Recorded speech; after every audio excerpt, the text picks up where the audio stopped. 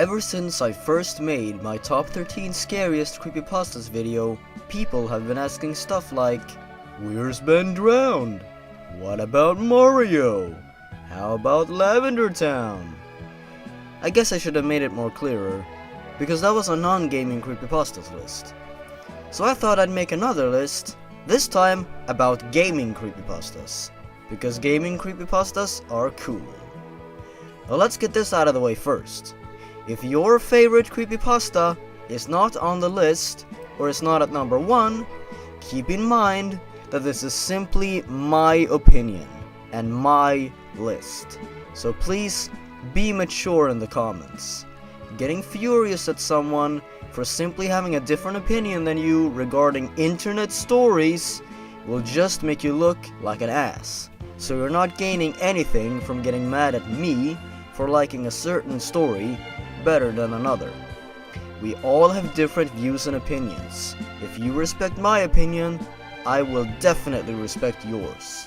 Keep that in mind. Also, Ben Drowned will unfortunately not be on the list, to keep things fresh. I mean, how many freaking lists have already put that story at number 1? I'm not saying it's a bad story, far from it, but to me, it's been very overhyped and very overused in recent years, and therefore, I am unfortunately not going to include it on the list. I hope you understand. So with all of that out of the way, it's time for you to once again turn the lights down and the volume up. Yes, I know Sticky Paddle says that. Because tonight, we're counting down the top 13 scariest gaming creepypastas.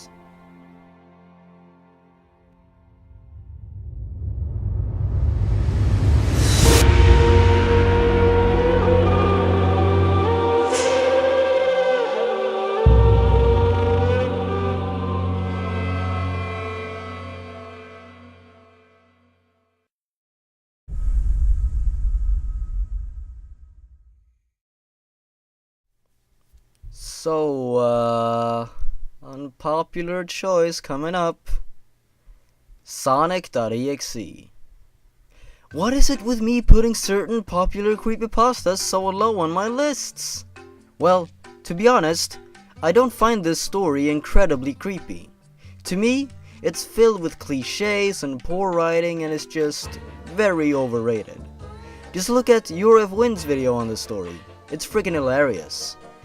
But like I've stated numerous times before, overrated doesn't always mean it's bad. Now I'm not gonna go all Jeff the Killer on this one like I did with my other list. I realized afterwards that I pretty much skipped over the entire story portion, and I apologize for that. Watch my Debunking Famous Creepypastas Part 3 video for a more in-depth analysis of that story. Anyways, back to Sonic.exe. The story tells us of how the author, Tom, receives a game disc in the mail from his friend Kyle, who asks him to destroy the disc. Tom, on the other hand, is piqued with curiosity and decides to play the game. The game depicts a demonic version of Sonic the Hedgehog with pitch black, bleeding eyes, terrorizing and driving his friends to insanity before brutally finishing them off. In the end, Sonic asks Tom himself if he's ready for round 2 and tells him to turn around as he has you gotta be fucking kidding me. Lunged out of the computer screen and is now a Sonic plushie with black bleeding eyes and red pupils. Ooh, spooky. Now like I said before, I don't find this story to be incredibly scary, but there's still the undeniable fact that it does get some things right, even if it gets a lot wrong. The Kefka laugh concept, for example, is pretty creepy, especially in the ending. The music is also haunting and ominous, and the concept of Sonic torturing his friends is also, as weird as it may sound, an interesting concept. Despite the story being flawed, and in my opinion getting a bit more wrong than right, it's still creepy, and more than well deserves at least a spot on the list.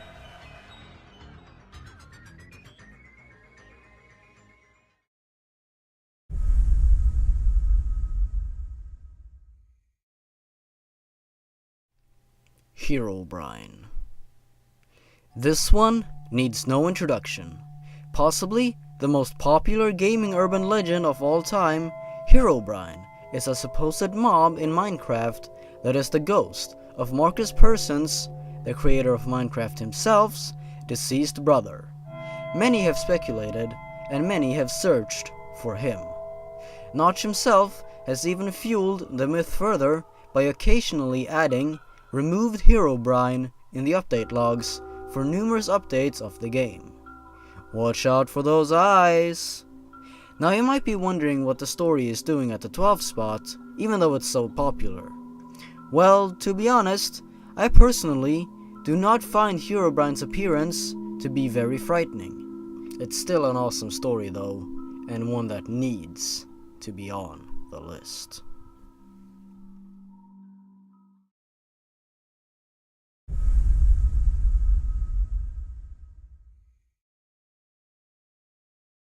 The Theater. The Theater was a supposed game released around the same time as Doom. The game was notorious for its very unstable installation process and buggy gameplay, and no company names or logos could be found anywhere on the game. When starting a new game, the player would be dumped into a theater lobby with various pixelated posters of films to see. At the end of the lobby, a poorly drawn pixelated man, known as the ticket taker, would stand and observe the player. When approached, he would simply say, "Thank you. Please enjoy the movie." The player would then enter a dark corridor, presumably to see one of the movies, and then the screen would fade to black, before dumping the player back into the lobby once again. Repeating the same process numerous times would later cause the game to behave strangely in random intervals. The first strange occurrence would be that when dumped back into the lobby, the ticket taker would be absent. With nowhere else to go, the player ventures into the dark corridor. After the screen fades to black, the ticket taker appears on screen, but with a swirl for a face, and a loud screech sound could be heard in the background. The sprite has since been named the Swirly-Head Man. The game continues normally for a while after that, but then, at some point, you'd be placed back in the lobby, but the posters would have been replaced with the Swirly-Head Man, and the ticket taker would be pacing back and forth with a worried facial expression. When approached, he'd say, "Never reach the other levels." The screen would then fade out, and the player would once again be placed back in the lobby, but the ticket taker would be absent once again, and the dark corridor would be boarded up with a brick wall. Touching the wall would cause the game to crash. No one has ever gained access to the other levels, and no one knows why the Swirly-Head Man has put so much fear into those who have played the game. Search around yourself, and you might be able to find it. Maybe you will be the first to reach the other levels.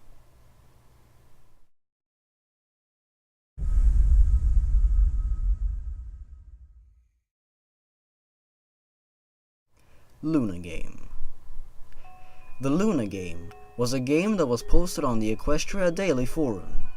The game itself seemed to be nothing more than a funny, slightly generic platformer, but after playing the game for a little while, you will find yourself stuck.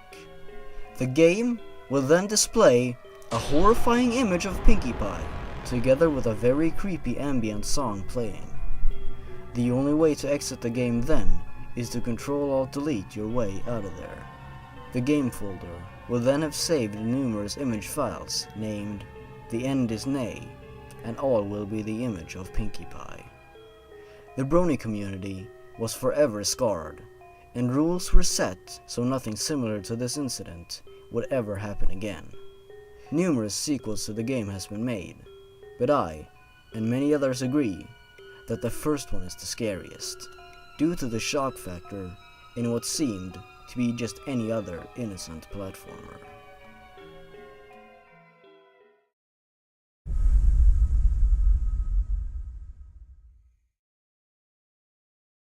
Mr. Mix.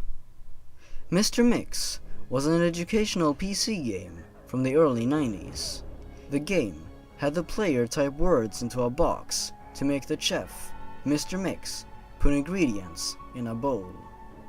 The game would become incredibly hard during later levels, making the 5th level impossible to beat. The soundtrack to the game consisted of patterns of growls, low-quality sound clips of a hairdryer, and high-pitched sounds that caused damage to the ears. Most children who played the game also reportedly had vivid nightmares about Mr. Mix, claiming he threatened them to keep quiet about something. For obvious reasons, the game did not sell well. It remained an obscure game until a few years ago, when a few hackers got hold of a ROM of the game and started digging through it. Using memory hacking software, they managed to bypass the impossible 5th level. What they found caused many of them to quit the expedition entirely. According to the hackers, the game behaved very strangely after the 5th level was beaten.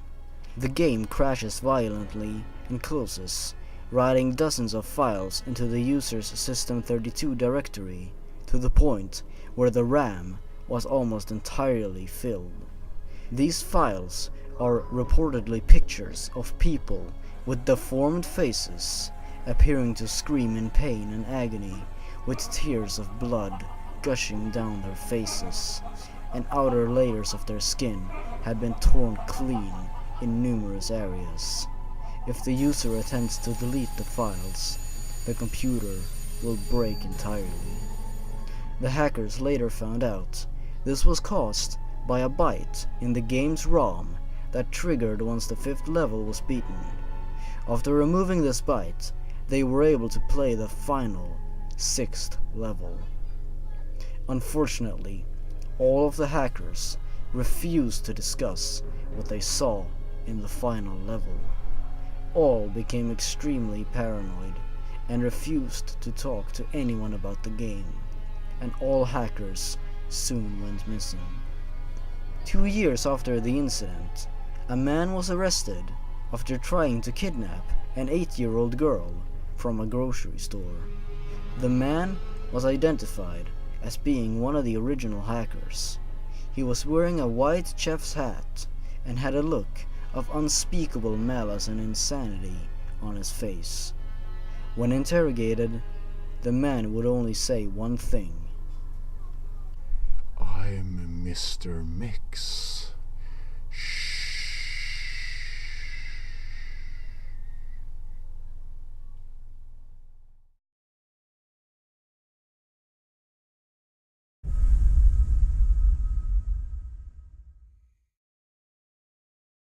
Fallout 3 Number Station. Here's a fun fact.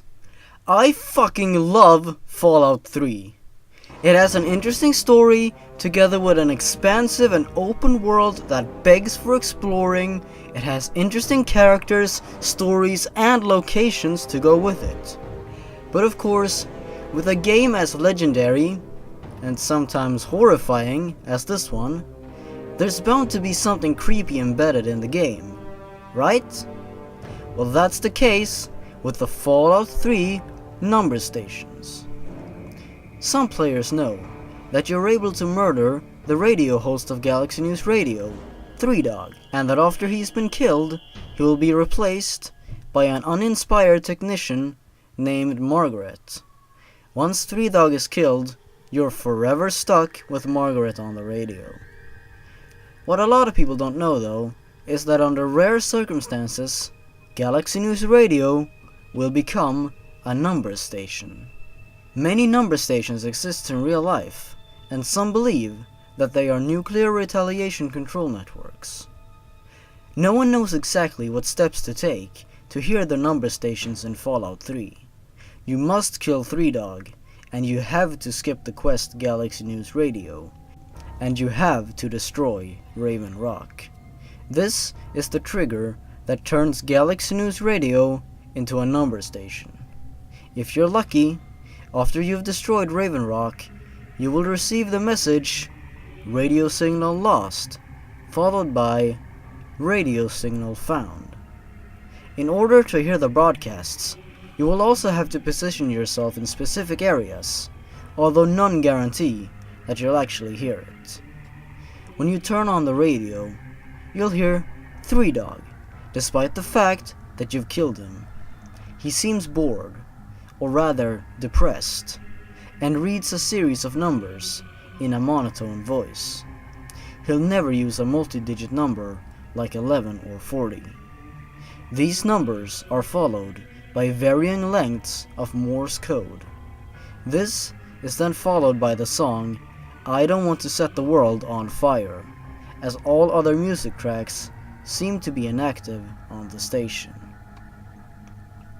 After a closer inspection, the numbers were revealed to be dates, predicting such happenings as the death of Gary Coleman and the BP explosion in the Gulf. These are some of the supposed messages that the number station broadcasted. The Queen has died today. The world mourns, as on days like these, we are all Brits. 4/2, March 19th, 2014. Have you watched my YouTube video yet? I uploaded myself kicking bums in the nuts. 24/16, December 24th, 2012. I can't believe Britney's actually won an Oscar. 21:33, February 27th, 2023. I can't believe they've actually done it! Not long left. They were warned, but they just had to keep pushing the boundaries of science. The noise. I can't take the noise anymore. And the light. Dear God! The universe is slowly unraveling around us. I'm not going to wait for death. I have a pistol in the attic. This is the only message where a date cannot be found.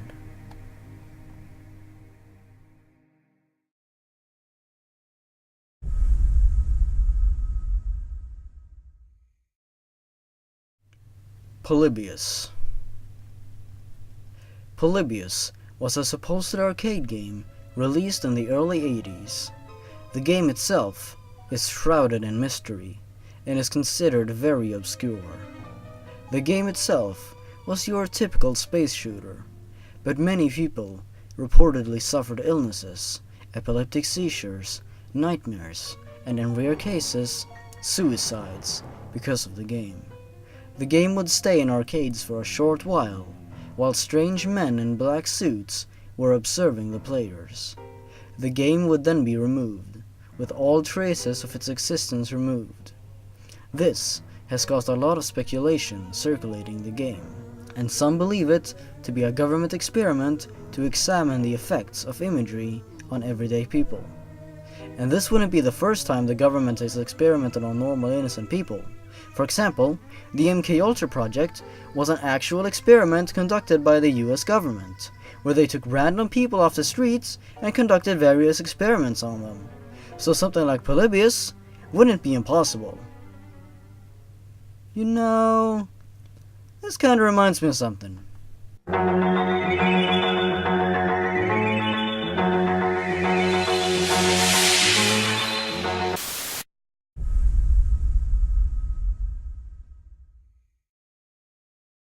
JVK 1166Z.ESP.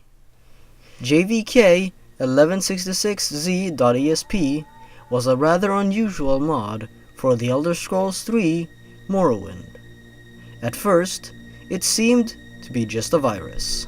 It corrupted your save files and often caused the game to crash.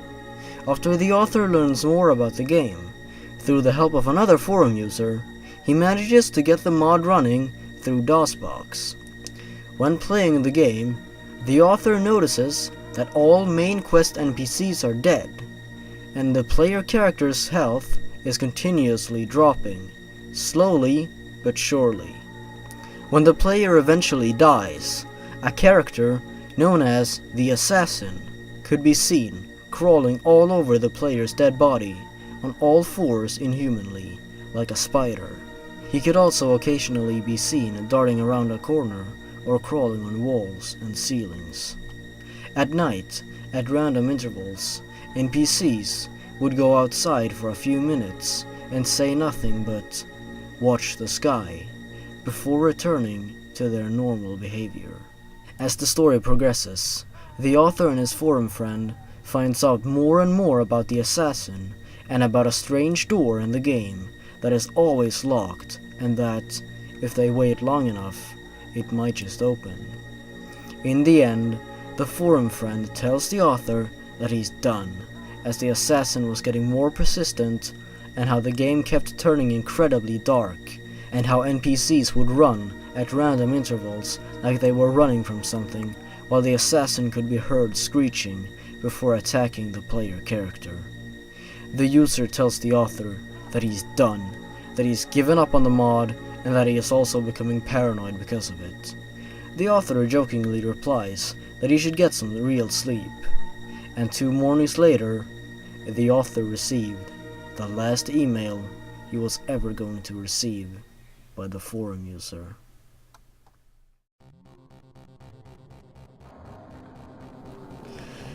I just got up from a fucked up dream, I think. The assassin, he shrieked at me, and when I opened my eyes, he was right there, crouching over me. His arms and legs were longer, more like a spider's. I tried to push him away, but when I touched him, my hands just went inside, and I couldn't get him loose again, like he was made of tar or something. Then, I woke up. I thought he was gone, but when I looked at the monitor, I wasn't where I was. I was in the Corpusarium with Yagram. For once, the light was okay, and I could see him all bloated on those mechanical spider legs.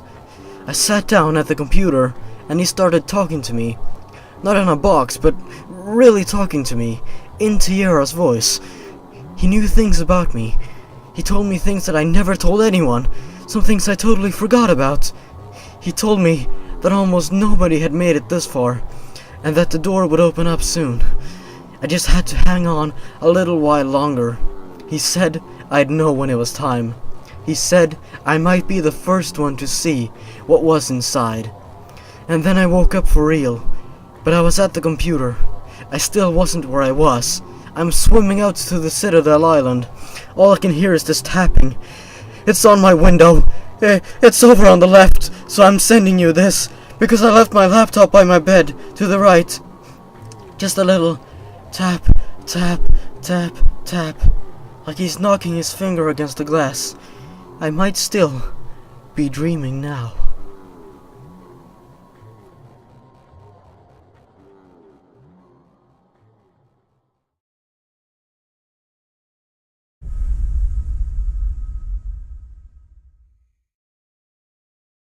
Misfortune.gb. Misfortune.gb was a supposed Game Boy game that could be found on certain cartridges of popular games, such as Link's Awakening, Pokemon Red, Spud's Adventure, Poochie Karat, and Atelier Marie. The few people who have experienced it consider it to be one of the scariest video games ever made.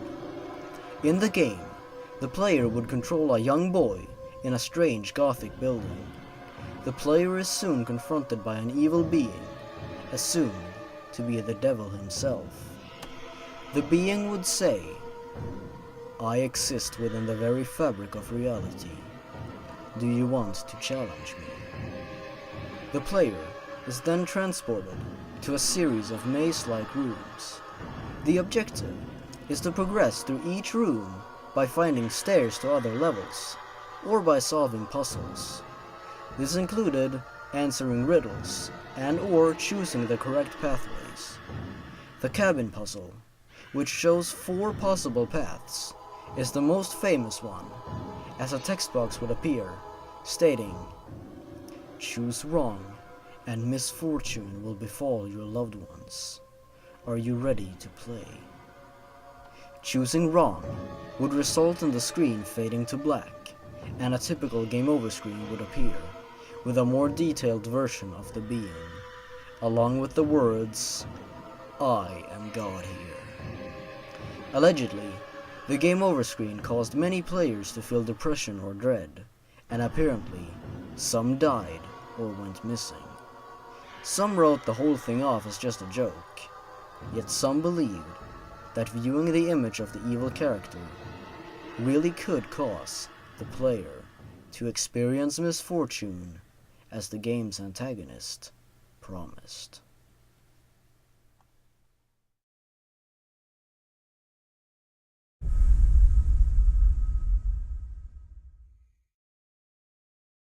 Mario.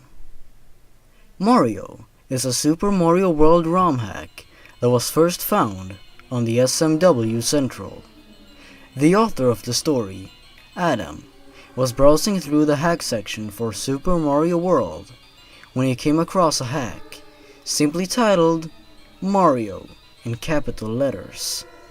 The description of the hack seemed to have been translated directly from some other language, as it said. The description of the hack seemed to have been translated directly from some other language, as it said, "As you play the role of Super Mario Plumber, verify that you are beautiful. Purin ses utu zutu uru. Again, Bowser kidnapped the evil king. It is your job to save her. This hack includes 6 levels of very long."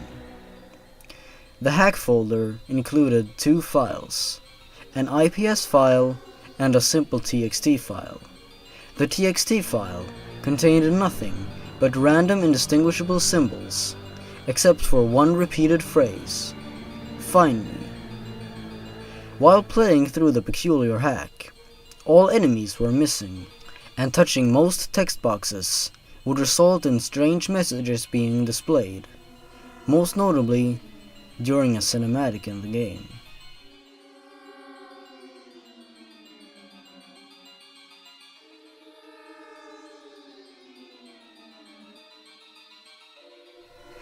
Adam begins to speculate on the ROM and what it could actually mean.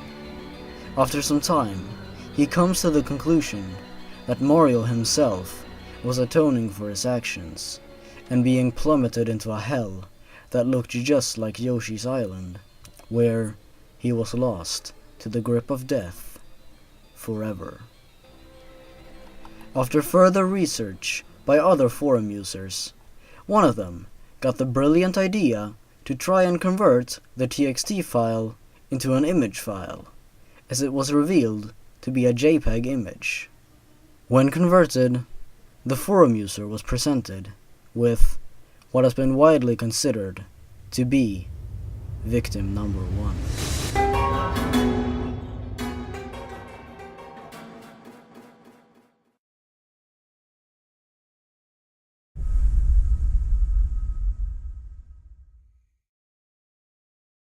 As there literally exists hundreds of Pokemon creepypastas, it's very hard to put all of them in a top 13 list. Therefore, I've decided to just include one of them, which is one of the most known ones, and in my opinion, the scariest. Honorable mentions go to Pokemon Creepy Black, Lost Silver, Glitchy Red, and Strangled Red. Without further ado, the number 3 spot goes to the Lavender Town Syndrome. Sure, it may be a cliché choice, but in my opinion, it is the scariest. When Pokemon Red and Green were released in Japan in 1996, there was apparently a peak in suicides and illnesses of children between the ages of 7 to 12. Rumor has it that these suicides and illnesses only occurred after the children playing the game reached Lavender Town. Allegedly, the first versions of the song in Japan had extremely high frequencies and binaural beats that caused young children to experience headaches, nosebleeds, sickness, and in extreme cases, according to the story, suicides.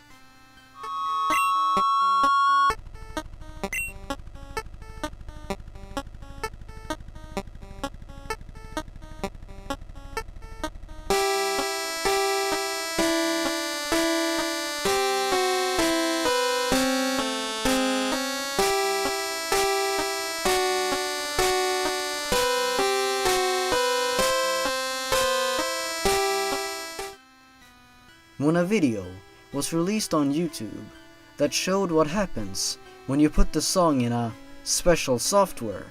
The software would create images of the unknown near the end of the audio, followed by one of the most sickening noises I have ever heard.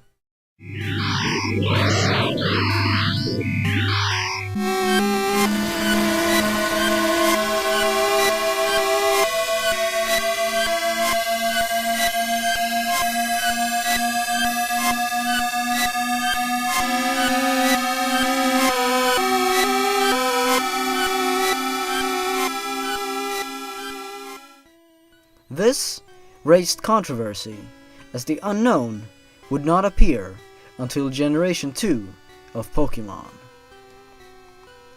Often accompanied with this story are also the stories of the allegedly removed Lavender Town content, such as the White Hand, the Buried Alive model, and the Ghost animation. The White Hand was an enemy that was said to appear in the Pokemon Tower, which was a white, decaying hand that had 2 attacks, Fist and Brutal. Several frames of these attacks are missing, but they apparently also caused children to feel sick. The Buried Alive model was a boss that was going to appear instead of the Marowak in the final game.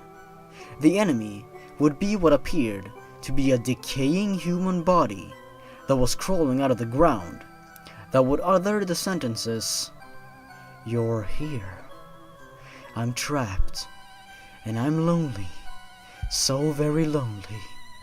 Won't you join me?" The battle would then initiate. If the player would win, the game would freeze. If the player lost, Buried Alive would utter out, "Finally, fresh meat," followed by gibberish. It would then cut to a typical game over screen, along with a graphic image of Buried Alive devouring the player character, along with a creepy song playing in the background, known as staticmesh.wav.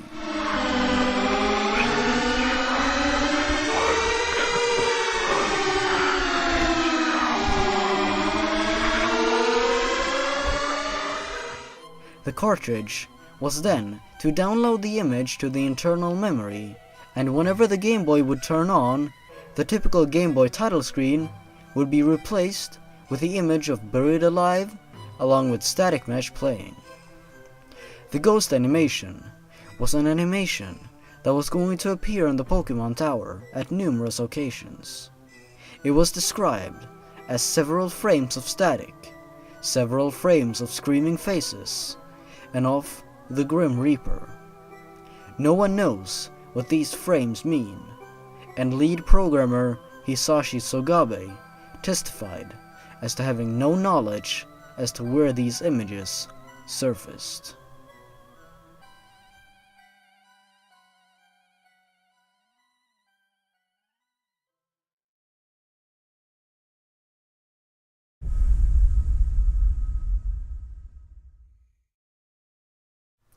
NES Godzilla. NES Godzilla tells us of how the author receives a strange copy of Godzilla for, well, the NES. While playing the game, it is very different from how he remembers it from his childhood. Levels were much different, graphics were changed, new characters were introduced left and right, and the entire time, the author is haunted by a terrifying creature known as Red. The story itself is very lengthy, and despite a few scary moments, is actually somewhat tame. Until the final chapters. Now, if you're planning on reading this story after this video, I highly recommend that you start from the beginning. But Chapter 7 is where things go completely insane in an intense, terrifying, and explosive climax with an epic showdown between the player and Red.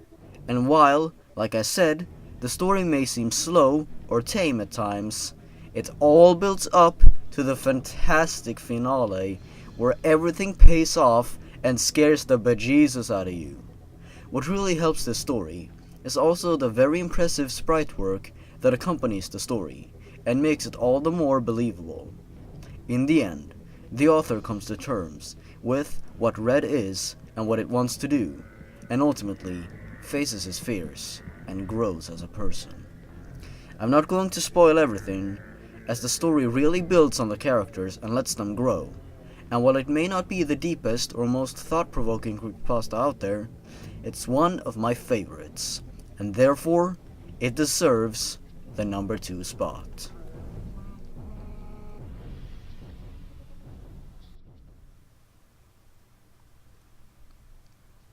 And, at long last, number 1.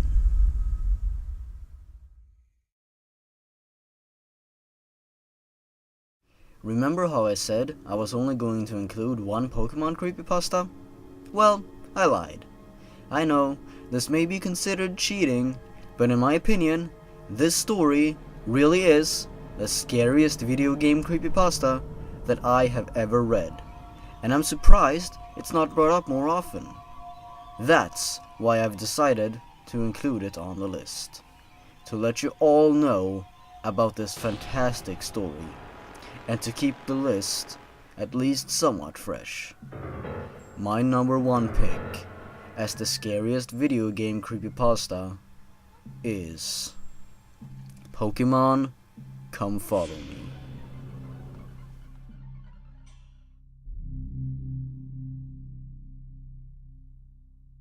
Following the increased deaths of youths in Japan due to Pokemon Red and Green, a team of detectives were set out to conclude just why this was caused by a simple video game.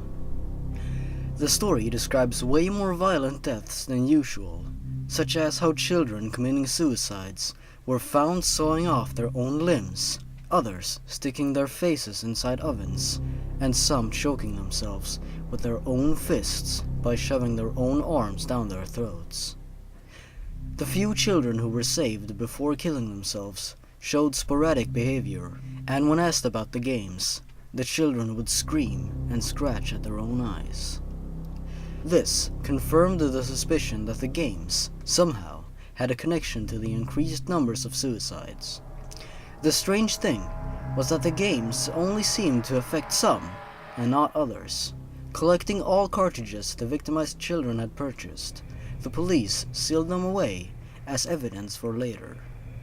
The detectives interrogated numerous people who had worked on the game, such as main programmer Takanori Uda and music composer Junichi Matsuda. Unfortunately, no conclusion was reached. The detectives decided to examine the cartridges further.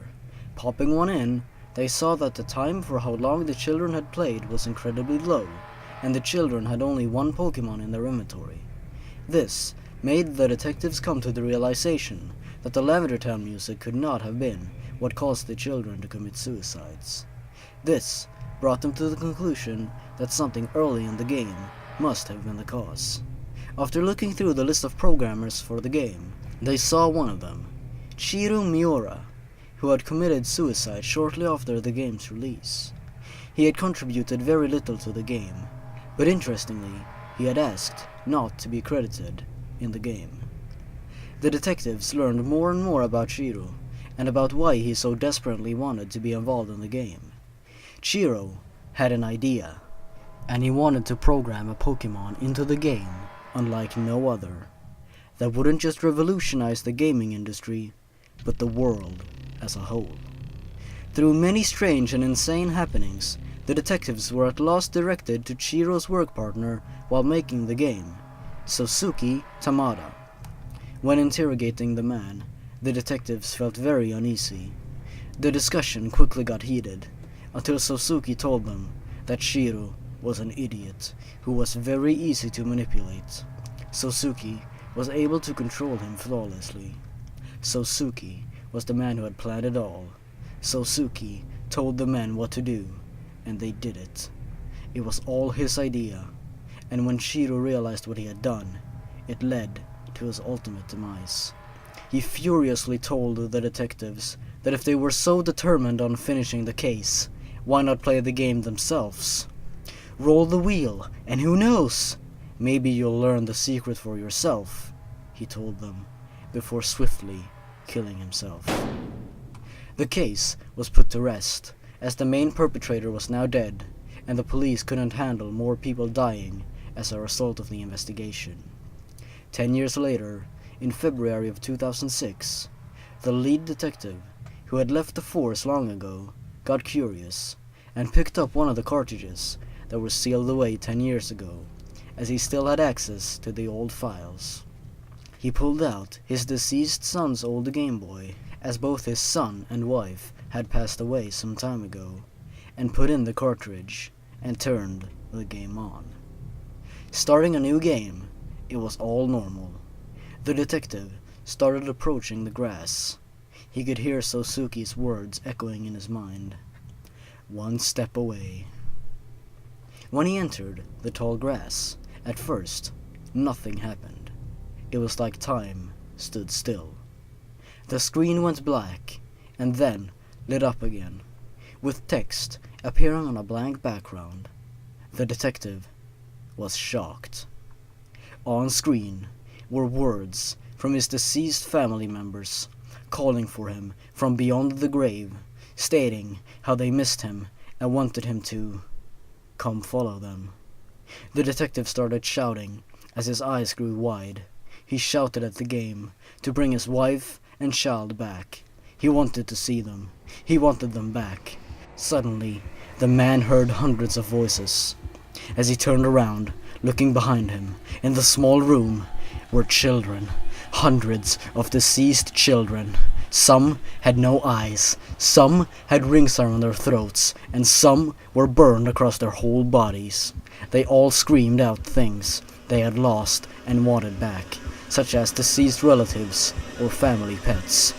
They were screaming, crawling, and reaching towards the detective. "Come follow me," said a calm voice. There, in front of the detective, stood Sosuke, like a saint. The detective could not believe his eyes. Sosuke, who had killed himself, stood there in the room, tall, handsome, and calm. Sosuke opened the detective's old drawer and pulled out his old gun from when he was in the force. A gun which the detective had sworn never to use again after he left. But now, the detective saw it as the only way. He saw it as the only way to see his family again. The detective looked back at the dead children, still crawling and reaching out for him and for the game. He looked back at Sosuke and picked up the gun from Sosuke's hands. He put it to his head, smiled back at Sosuke, and pulled the trigger.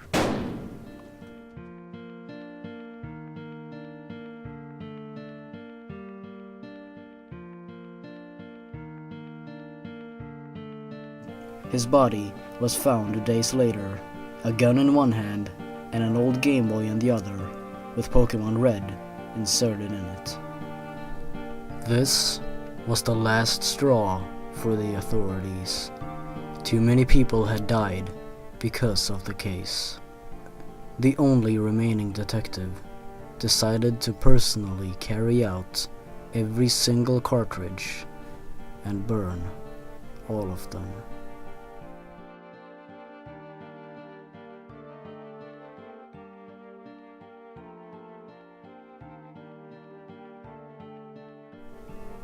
They would hurt no one no more.